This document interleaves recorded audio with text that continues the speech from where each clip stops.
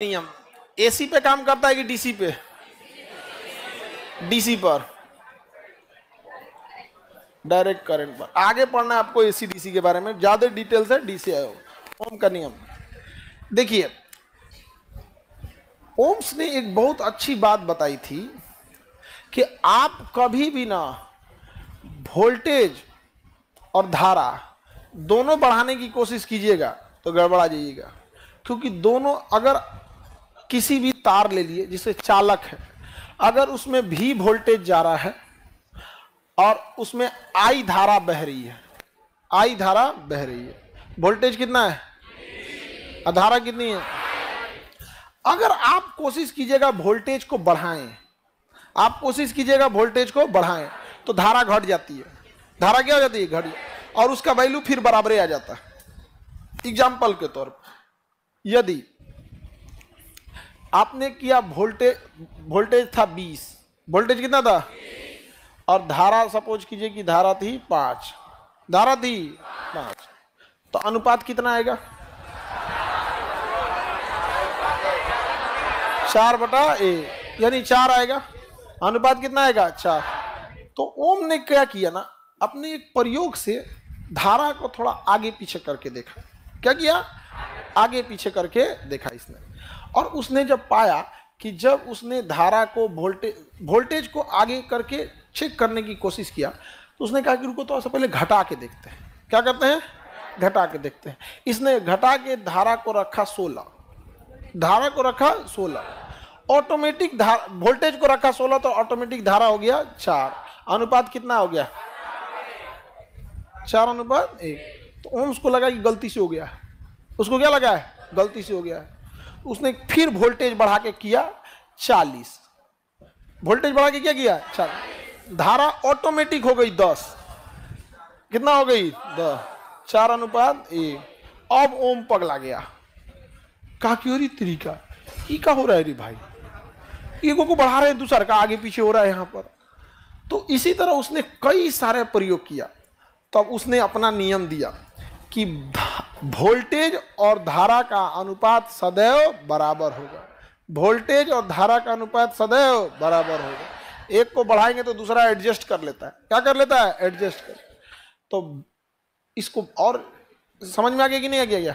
अब इसको आप इंटर्म अगर बढ़िया से पढ़े होंगे या आपके टीचर लोग लैब में ले गए होंगे, तो आपको एक रिहोस्टेट दिया जाता है। रिहोस्टेट जो धारा के मान को बढ़ा से घटा सकता है, और उस रिहोस्टेट की मदद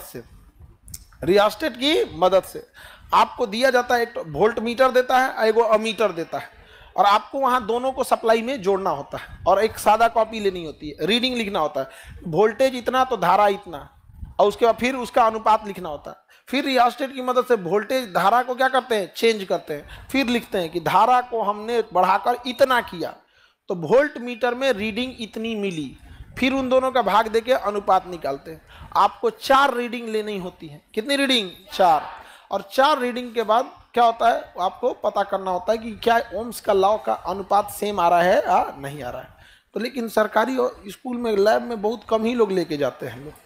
हम लोग नहीं ले गए। हम लोग का भी स्कूल सरकारी स्कूल था, लेकिन जब हम लोग गए थे लोग, तो स्कूल काफी अच्छा हो गया यहाँ पे। तो लैब में हम लोग को ले जाते थे पर डे।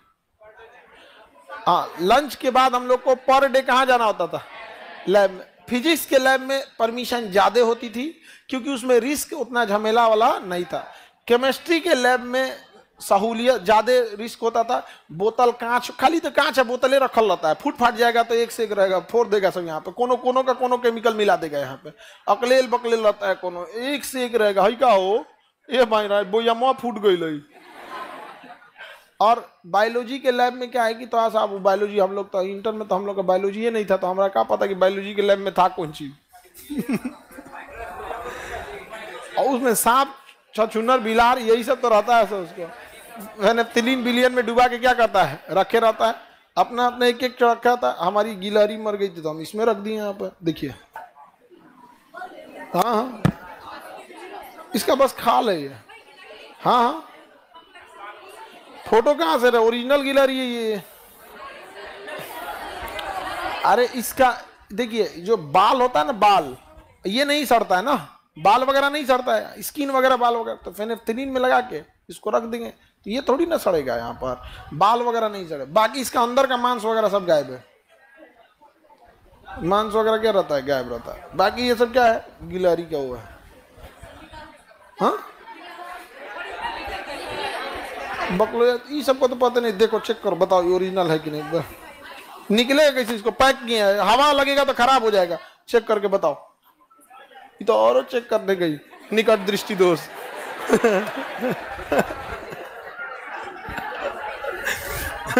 कहें कि चेक करने के लिए ओरिजिनल है कि नहीं, तो निकट दृष्टि दोष वाली कर रही है। तो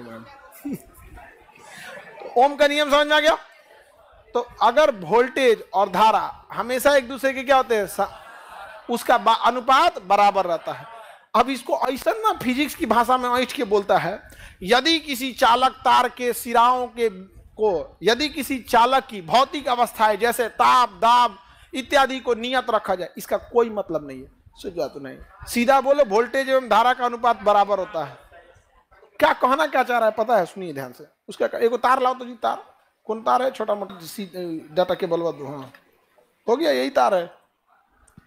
देखिए जैसे ये कोई चालक है, तो कह रहा है यदि किसी चालक की भौतिक अवस्थाओं को समान रखा जाए, अर्थात न इसकी लंबाई बढ़ाई जाए, न तापमान बढ़ाया जाए, न इस पर कोई दाब लगाया जाए, तो ये कोई मतलब ही बतैला बिना।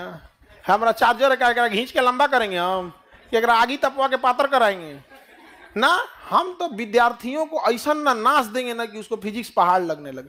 अरे सीधे कर, यदि किसी चालक तार की भौतिक अवस्थाओं को अपरिवर्तित रखा जाए तो इसके सिरों के बीच उत्पन्न विभवांतर, अरे बकलोलवा सीधा बोलना, वोल्टेज, इसके सिरों के बीच उत्पन्न विभवांतर एवं उसमें प्रवाहित होने वाली धारा,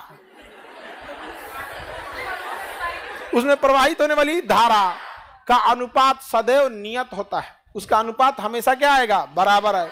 अरे सीधा बोल, वोल्टेज और धारा का अनुपात नियत होता है ना, ऐठेंगे हम।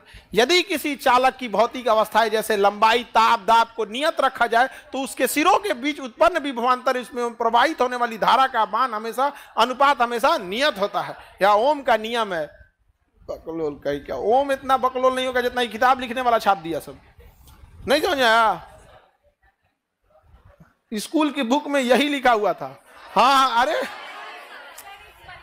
हम लोग इस चीज को झेले हैं, हम इस चीज को क्या किए हैं, झेले यहाँ पे। और टीचर भी यही पढ़ा रहता है, भौतिक अवस्था नियत रखा जाए, ये कोई बात है। अभी शिक्षक को कहा गया या दो पैर पे चलने वाले मानव का भौतिक अवस्था यदि नियत रखा जाए तो शिक्षक का लगा, अरे यार ये सब क्या कहलाता है यहाँ पे। बिना मतलब, अरे हम तार के साथ छेड़छाड़ कर रहे हैं, तो फिर बतैला बिना क्या जरूरत है यहाँ पे। बस सीधा समझिए, वोल्टेज बटा धारा क्या होगा, नियत रहेगा। तो V बाई आई ये हमेशा नियत रहेगा, जो चेंज नहीं होगा। तो इन्होंने क्या किया ना, जब चेंज नहीं हुआ तो नियत की जगह यहाँ एक कांस्टेंट वैल्यू R लगा दिया।